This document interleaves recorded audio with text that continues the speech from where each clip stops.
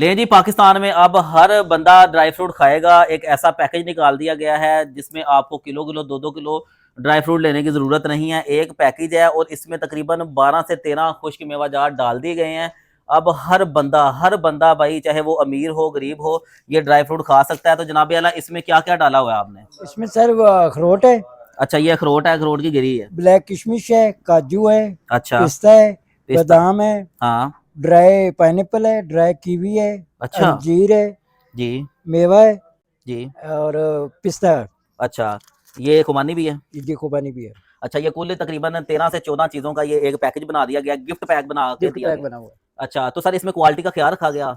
बेहतरीन क्वालिटी डाली। वजन हम करें तो कितना वजन है इसका? ये 3 किलो के बराबर है। 3 किलो है। हाँ और जी। ये पूरा गिफ्ट पैक कितने का मिल जाएगा? ये आपको मिलेगा 9,000 में। ये 3 किलो खुश्क ड्राई फ्रूट मुख्तलिफ जो है वो सारा पैकेज मिल जाएगा।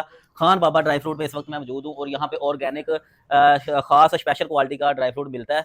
तो इनका फ़ोन नंबर नोट कर लें, 0326 470 1885।